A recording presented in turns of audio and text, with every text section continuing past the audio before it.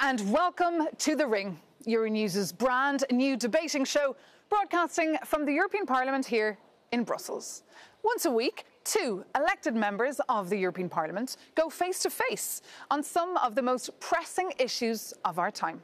This week, we zoom in on the topic of rearming Europe and ask the crucial point, who will pay? Europe wants to rearm fast.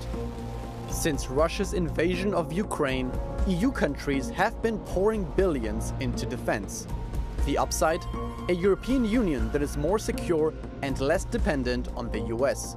Supporters argue that a bigger defense industry also means more jobs and a stronger geopolitical role for Europe. The downside? The cost. Critics say that every euro spent on tanks and drones is €1 less for schools, hospitals, or climate action. So the question isn't just how much to spend, but how to spend. Can Europe find a balance? But can Europe find a balance? That is the question we have for our contenders. Let's meet them. Terras, Estonian army general and member of the European Parliament for the EPP Centre-Right Group, Vice President of the Security and Defense Committee, a cheerleader for defense spending. He has stated, "What we need is for the market to provide the necessary quantities of ammunition, missiles and various defense equipment." Schirdewan, co-chair of the Left Group in the European Parliament. He strongly criticizes shifting money away from social programs to defense. His verdict on the European Commission's Rearm Europe plan was blunt. Investing billions in war will not make the world safer or more peaceful, he said. Terras and Schirdewan, welcome to The Ring. The idea here is to give our viewers a taste of your debates inside the European hemicycle, so I hope you feel right at home. Yes. Terras, let's start with you. You say the market should be providing defence equipment, but with tight budgets, who should pay? The nations should pay. But nations are broke. Nations aren't broke. They have been able to spend money on many other things, for example, climate change. At the current moment, where the war is imminent in Europe, we need to get stronger because Europe has not spent enough in the last 35 years. We are not talking about arms race, we're talking about fulfilling the promises we have made ourselves many years ago. But where is that money going to come from? Well, as Rio said, for now it's coming from the public budget. And this is, of course, a problem because every euro invested into the arms manufacturers will not go into, for instance, hospitals, schools, digital infrastructure or the necessary transition of our industry. So this is a huge problem.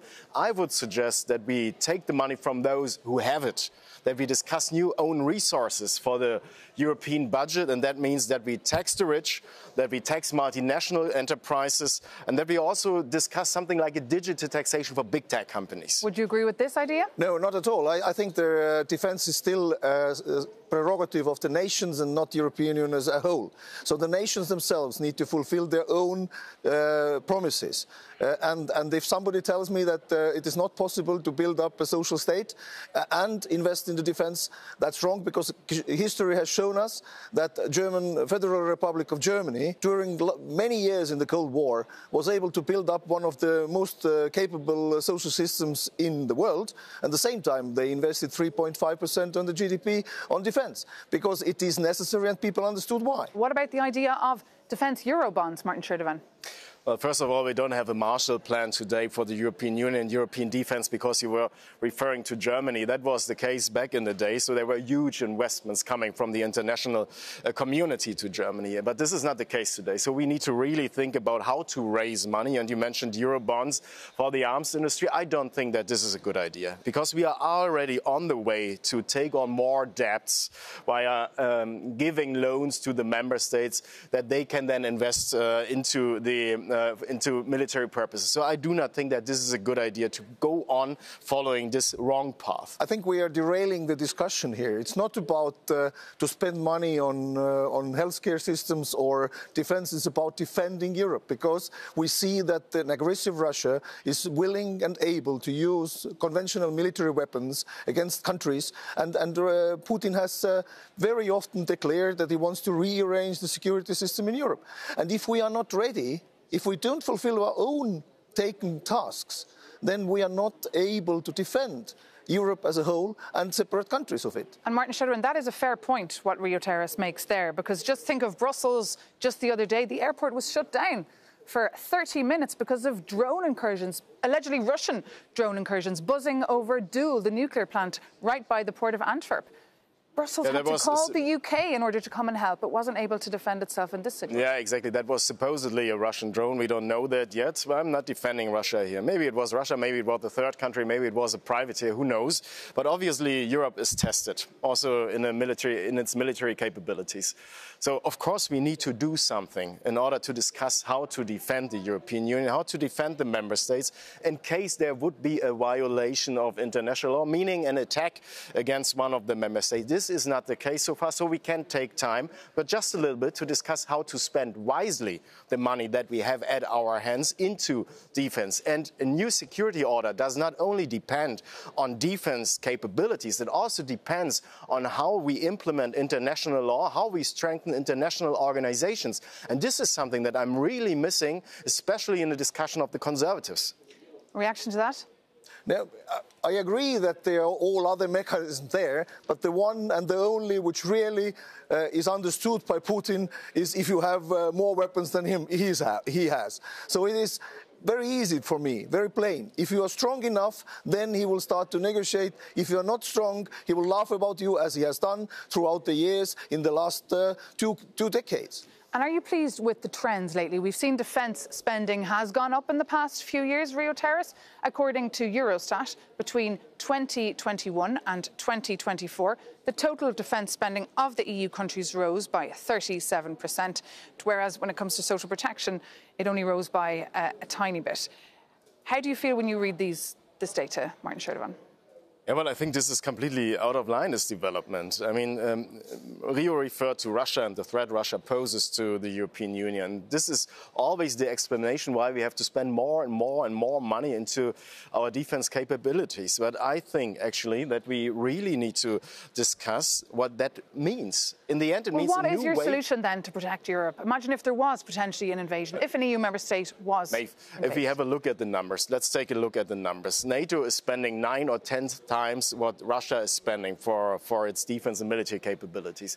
Even the European NATO member states spend 4 times what Russia spends. So there is no rational explanation why we should again spend more and more. But what about Russia's nuclear arsenal? They have 5,500 nuclear... They have that for decades now. That is no new development, right? But how can we deter against that threat for you? Yeah, the problem is that we have been spending less and less and less throughout the last 30 years.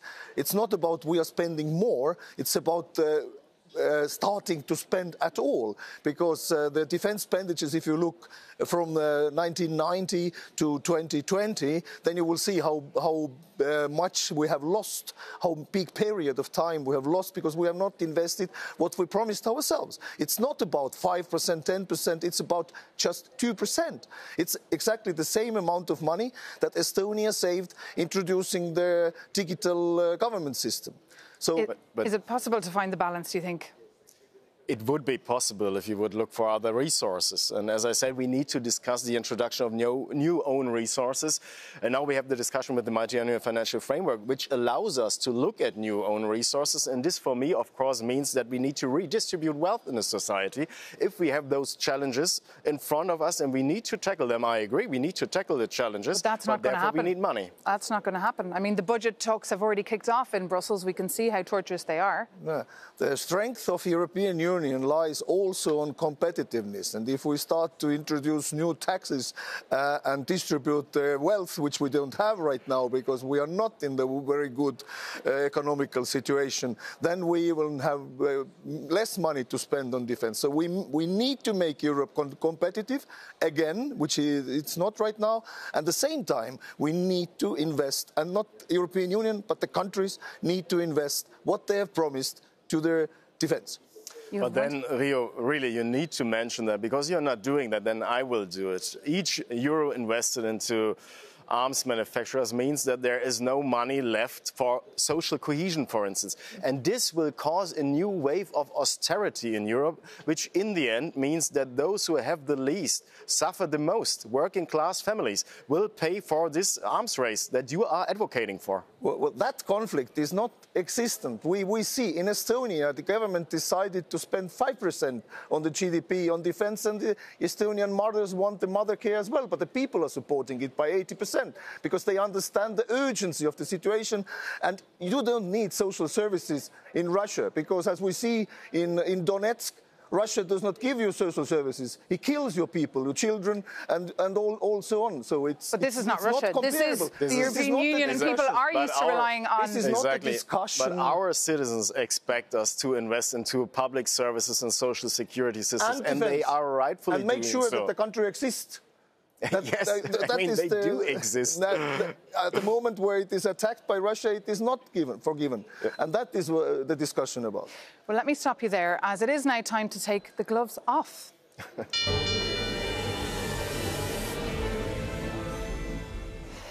Now, I want to give our viewers a real taste of the European Parliament chambers, where MEPs fire hard questions at each other.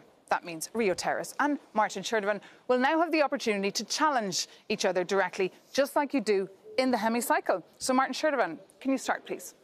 Rio, we met before, and you often say that this war in Ukraine will be won on the battlefield. Now then, since Trump engaged in whatsoever diplomatic efforts, and even Ursula von der Leyen changed her language, do you still believe that this war will be won on the battlefield while Russia is advancing, or do you agree with me that we need to ramp up our diplomatic efforts to end this war? Well, I have always been in the position and think that dialogue is the best way, but dialogue needs two sides. If one side is not willing to talk, you can do whatever you want. Putin will not come back to the table if we are not strong enough. And right now, Putin does not think we are strong enough, and we are not supporting Ukraine in the numbers we really need to do. Yes, the war is won at the battlefield. And Putin invaded a country, and it seems like he's literally getting away with it. Rio Terras, it's your opportunity now to address the question to Martin Schirdewan. Yeah. The response to that, are you really sure that the known war criminal, Putin, is willing to come to the negotiation table in the situation where he has not listened to any discussions beforehand? And why you think so? And should we sit with the war criminal at one table? Well, we need to end this war. This should be the objective here, not judging that war criminal. I agree, he is a war criminal, but we need to end this war. And therefore, we need to discuss how the war criminal is legal. Please let me answer. Please let me reply. So, and therefore, we need to end this war, and therefore, we need to think about how to do it. And I think there are several options on the table. First, engaging in a more coordinated diplomatic effort, like including also and taking on board China, who wields a huge influence over Russia, and also India. Russia is economically dependent on India, so we need to take them on board. And then, of course, we need to target the sanctions. We have a sanctions regime in place, but we need to be more precise in targeting the industrial military complex of Russia. Do you endorse the fact that Viktor Orban, the Prime Minister of Hungary, and the Slovakian Robert Fico have the lines still directly open to Moscow and Beijing? Do I endorse that Trump invited Putin to Anchorage, Alaska? Well, what can I say about that? He did that, and he kicked off, as hard as it is to admit for European politicians, he kicked off a process that might in the end eventually lead to an end, a diplomatic end of the war. We will see if this happens or not, but he kicked off something new. Would you agree with that? It's naive. It's naive to think that Putin comes to the table all attempts of Trump, of von der Leyen, many presidents have called, everybody has called him. He doesn't care about it because he feels that he's strong enough to go on with the war. Time for you to address your next question to Martin Schirdewan. Yeah. Putin announced that he wants to rearrange the world order to same what it was 1997. So you coming to the discussion table, would you really think that NATO should withdraw from the Baltic states, from Finland and Sweden, etc., from Poland even, or even from the Eastern Germany, in order to please Putin and bring him to the discussion table? But Rio, I never said something like that. I never said something like that. But what I'm proposing is that we work on a stable international security order. And of course, NATO plays a role in that. But we need to take into consideration security guarantees for many political actors now, like China, like India, like Russia, like European Union, and of course the United States. But that means to rethink a stable international order, and we are far from that because the European Commission doesn't play any geopolitical role. Your chance to address a question now to Rio. All right. So we already touched upon the question of financing our expenditure for military purposes, and you are advocating for using public money, the public budget, which, as I already explained, will lead to austerity, a new wave of austerity. Would you agree with me that we need new sources to raise money if we want to tackle our challenges both at international level and internally at the social level? No, I think we should invest more wisely. We should try to cooperate more. We should try to make our defense industry more effective so that for every euro we will get more in back, but never, I would agree with more taxes on European citizens. No, not on citizens. He's referring to tax the rich. Tax the rich would. But the rich, as far as I know, the rich are the citizens of Europe as much as the poor. Well, then let's tax, absolutely. Then let's tax US, American, and Chinese big tech companies. Would you be in favour of that? Well, I would say competitiveness is not won by taxes. It's by investing in the new technologies and by making ourselves stronger, not try to get money from the others. Look, we have heard now from Martin Schirdewan and Rio Terras, and I'd like to bring in a new voice now.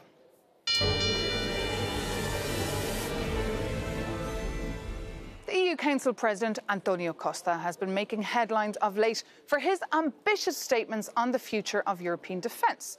Speaking to EU heads of state and government recently, he said, to build the Europe of defence, we need efficient political oversight and coordination. And he said our defence ministers need to play an increased role.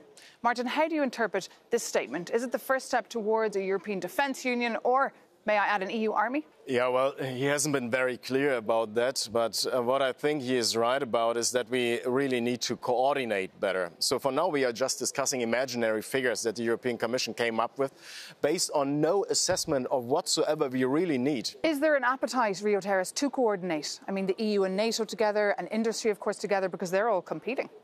Yeah, well, I think NATO has put requirements on the countries of members of NATO, which most of which are part of the European Union. So we have the requirements, we know the numbers, but yes, I think the coordination between the ministers of defence is important in order to enable Commissioner Kubilius to work with them together, better solutions for our own defence.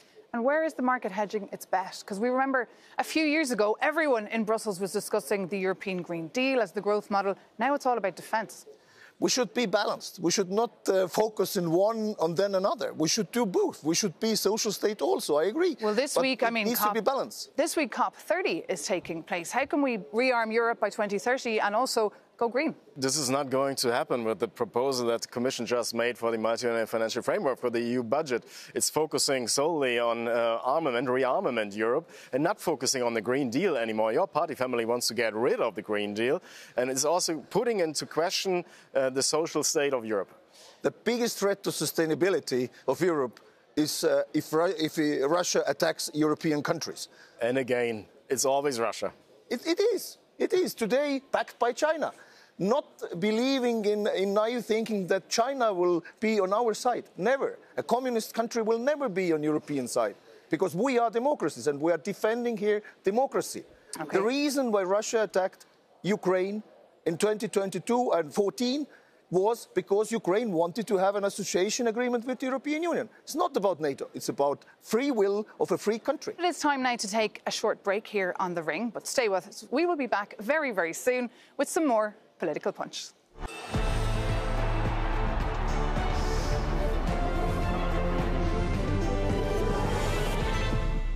Welcome back to The Ring, Euronews' new weekly show. I'm joined by MEPs Martin Schirdewan from the left and Rio Terras from the European People's Party. And the idea here is to bring the European Parliament's debates to your couch. So what about you? What do you think about the EU's drive to pump up defence? Well, according to EU data, 78% of Europeans are indeed concerned about the EU's defence insecurity in the next 5 years. That's 8 in 10 Europeans. How do you feel about that? Oh, I can understand that. Obviously, the international order is in turmoil, and of course, we need to provide also to our citizens stability, and that also means defense stability. What you're saying is very similar to what the head of the EPP said this week. He said, alone and naked we stand in a world of storms. Yeah, well, it only shows that I'm right. We need to spend more in defense and try to do it clever. What do your voters think?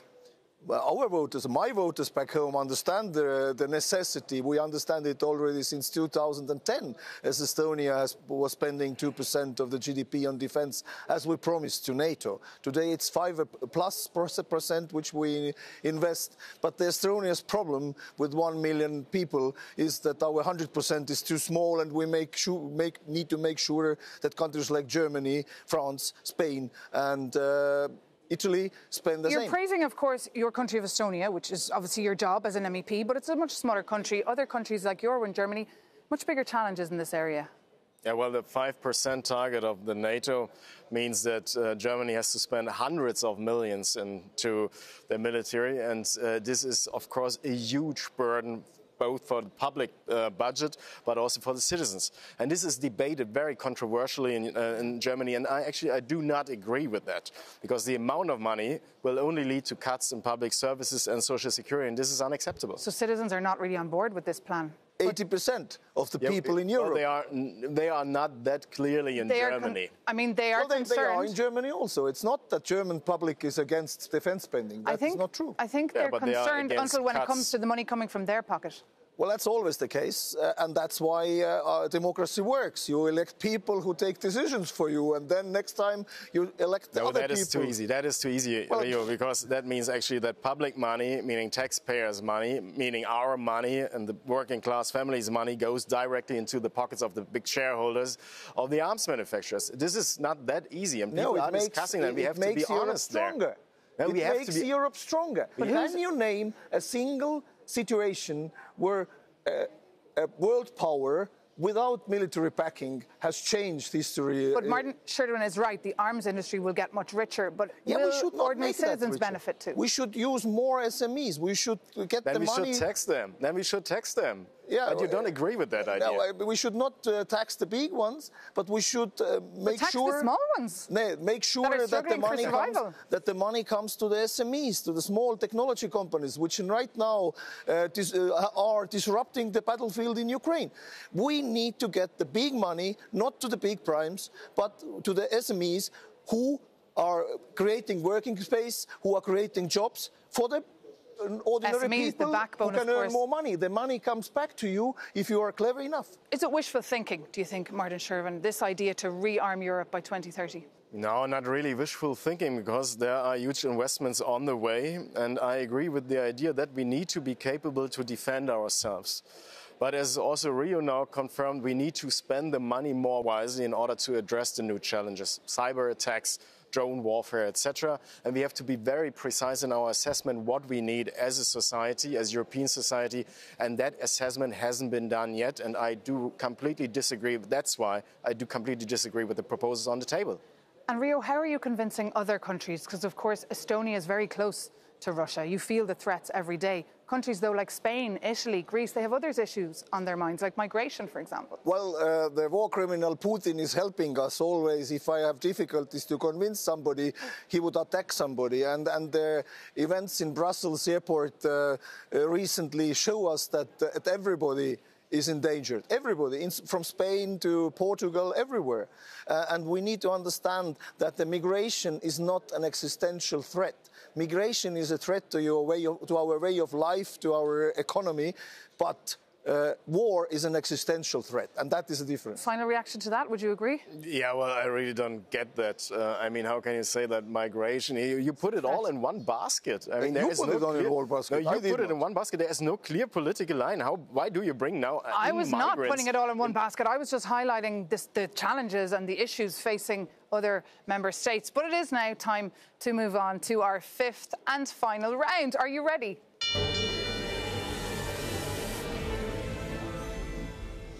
Now it is time for something different. I'm going to ask you a set of questions and I require a yes or no answer. Is this doable?